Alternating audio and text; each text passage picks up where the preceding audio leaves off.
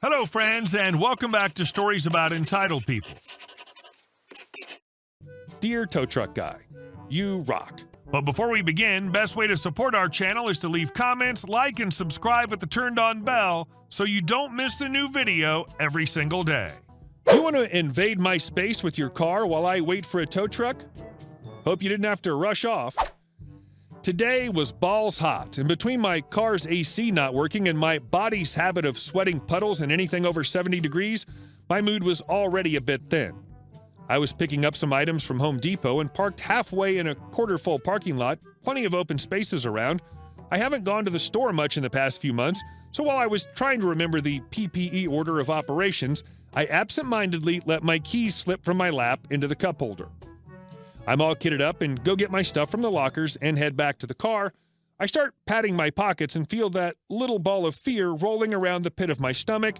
I start walking faster, and as I get to my car, I see the keys in the cup holder.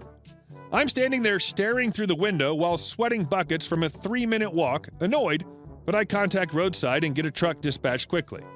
As I'm leaning against the front of my car, a van comes down the lane on the opposite row and pulls into the spot right in front of my car. As the driver starts pulling closer to my legs, I shout, "Hold it," and put my hand out. She stops the van about 1.5 feet from me and looks pissy, like hitting me would have inconvenienced her plans for the day. I look around at the 9 other open spots all next to or behind her in the area and gesture towards them. She gestures at me and mouths, "Why?" I guess she was asking me why I was just standing there, despite it not being any of her damn business. I say I'm locked out of my car. She sits in her car for a good 5 minutes, just adding to the heat around me while I screw around on my phone. Eventually, she gets out, scowls at me, and goes inside. About 20 minutes after she went in, my tow truck shows up, but it's on the lane opposite me. I was feeling a bit petty, so I stopped the guy right behind the van, not thinking anything would come of it. Well, right as he goes to get the tools, van lady comes out of the store. She was lividly muttering to herself as she gets in her car and turns it on. I explain the basics of the situation. He looks around at all the other still open spots in sheer confusion when a crap-eating grin comes across his face. He starts opening the door and taking a few extra minutes to make sure he does it right, then has me sit in his air-conditioned cab while he fills out an order form because his phone was acting up. The dude probably took an extra 10 minutes to do his job while van lady is stewing in her annoyance. I appreciated the solidarity and threw him a few bucks for the service. He then made sure I got to leave first before rolling out. And our second story. Director stealing credit for intern's work. Enjoy unemployment and €250 personal debt.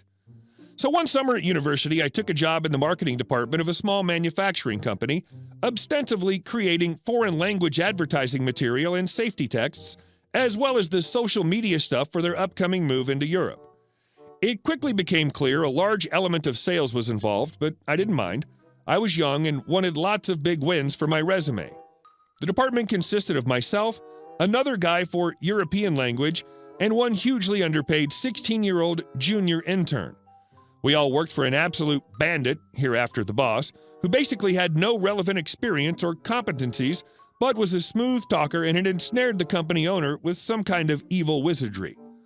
The boss spent most of his time running a side business off his iPhone, only stopping to literally throw things at us while we were on the phone, banter, to randomly paint the inside of our office jet black, ceiling included, or make inane demands like trying to force a supplier to give us a 40% discount based on our tiny firm's potential. That was all fine and kind of funny, and gave us something to laugh about at KFC during lunch. But the real pain in the butt was that whenever anyone made any real headway, sealed a deal with a supplier or vendor, or completed negotiations with government agencies, or secured a good rate for marketing, or found a new opportunity, he would steal the credit. The owner never caught on and genuinely thought the guy was a one-man powerhouse, despite us occasionally leaving evidence or outright telling the owner when we'd done the work, catching the boss out in some blatant lies. It was all just miscommunication in the owner's eyes. This went on for months. We were all on minimum wage or lower as interns, while basically doing the boss's job for him as he repeatedly told us how great he was and how little we understood. We spent the summer confusing the hell out of European CEOs, purchasing directors, and wondered why this mad little English company was using interns for all its international business. The other marketing guy got tired and quit. leaving just me and the junior intern, at which point I was told I had been promoted to lead the project for both countries. At this point, I was now, on part-time minimum wage, entrusted with planning and executing a foreign market invasion for 2 different countries solo, while the boss sold dildos on his iPhone. Yeah, by the way, his side business was a sex shop. Even that would have been all right by me if the boss hadn't kept trying to steal credit. At one point, he jumped in a foreign language phone call I was making to a well-circulated magazine, and in English said, "I'll take over, and passing borough isn't really that important," before promptly realizing the other party was about 60 years old, partially deaf, and spoke about 4 words of English. He handed the phone back to me and went off to tell the owner that he just landed a great rate on some ad space. Public episodes like this meant our potential vendors scented weakness and ultimately proposed a lopsided contract which basically stated that if our products didn't sell a certain volume, we would be liable to pay the vendor pure cash for the remainder. The certain volume was 250,000 euros. Net profit, not even gross sales in the first 12 months. I've never even heard of such a proposal before, and even at 19, I knew it was all kind of shady. This was the first thing I was perfectly happy to let the boss take credit for. There's no way we'd make that quota, but the clueless boss was so thrilled to have a big number to throw around, he printed the contract then and there. It had been mailed to me, but he instantly claimed he had brokered it. The absolute turnip. Now for the pro-revenge. He asked what I thought of the contract and whether we could achieve it. What I did not say was that only a world champion village idiot would sign this contract. I did not say that only an absolute dildo vendor would go ahead with this blatantly disastrous contract without even consulting the owner. As the boss had made it very clear, he was the marketing god and I was a lowly intern whose opinion was no more use than a chocolate teapot. So rather than warning him that this contract was so horrible we should burn the paper it was printed on and have the office exercised to be safe, I instead said simply, "You're the boss. The numbers are all in the project book if you want to read it over. But if it looks good to you, the post office closes in 15 minutes. I knew without a shadow of a doubt he wouldn't bother with my boring paperwork, not when I dangled the chance for him to get his big win dispatched by the end of the business day, and sure enough, he said there was no need to see my figures as he'd done the sums himself, and was certain it was solid gold. Funnily enough, the project book quite clearly showed that I had estimated as best as I could with no analytical experience that our gross first-year sales might top 20K if we were lucky. But anything written by me wasn't worth reading, not with the post office closing in 15 minutes, so he signed the contract and sent me running off to post it. I made copies and mailed it off to our lucky new vendors.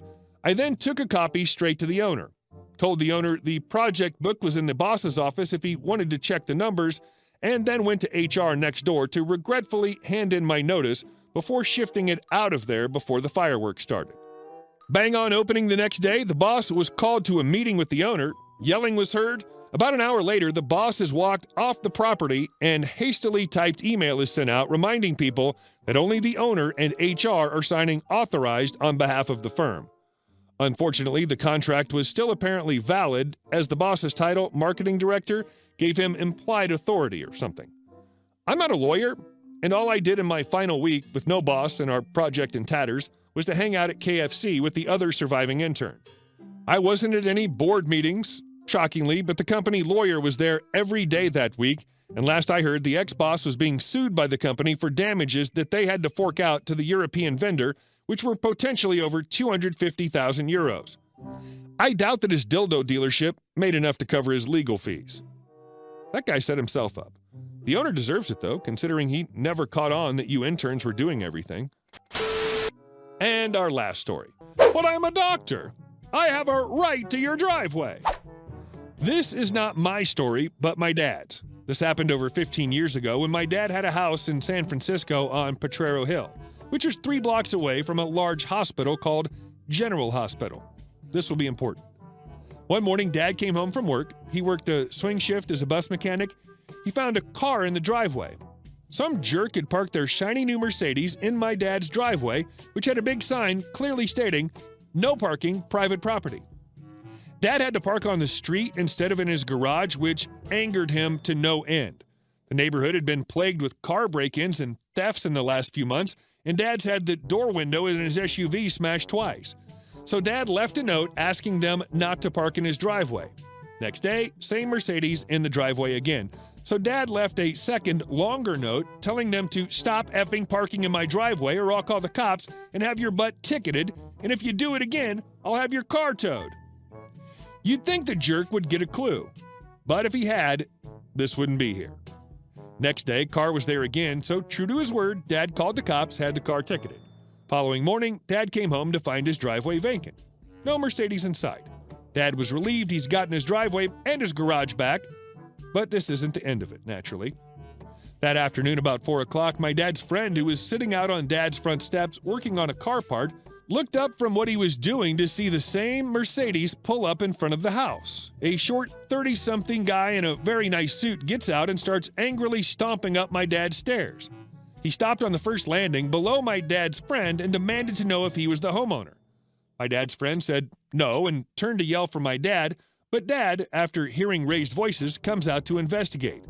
Immediately, this guy, with a very heavy accent, demands to know why my dad had called the cops on him and had him ticketed. He waved the ticket around like a pom-pom as he yells. My dad calmly told him that it was his driveway and this guy had been parking there day after day illegally despite being told not to, and that he had every right to call the cops when somebody trespasses on his private property. On hearing this, the guy proceeds to totally lose his crap. He, according to my dad, turns red in the face and, I kid you not, yells, "I am a doctor! I can park wherever I want to! Everywhere else is taken and I'm not paying to park in the effing lot! And it's not like you're even using it anyway!" Turns out this guy worked at the hospital, probably in the proctology department, and figured since he was a doctor, he had the right to park in my dad's driveway. He even claimed the sticker on his car proved he could park anywhere, anytime, with impunity. And my dad was using his garage, which the jerk's Mercedes was blocking. He went on to tell my dad that he needed to pay for this entitled craphead's ticket. It was only $85. My dad and his friend both laughed, and Dad told him he could shove that idea and the ticket right up his own butt. And as a doctor, I'm sure you'll know how to find it. Dad also told him that if he ever saw that Mercedes in his driveway again, he'd have it towed. Dad says the guy's face turned even redder, like chili pepper red, and he almost expected to see steam come out of his ears.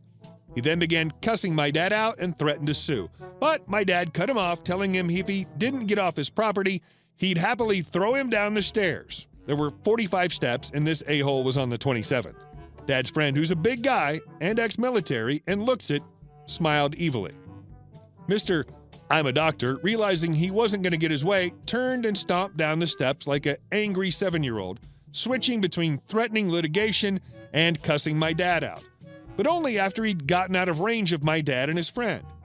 The doctor never sued, and Dad never saw him or his Mercedes again. Hey guys, thank you all for watching the video to the end, and I'll see you in the next one.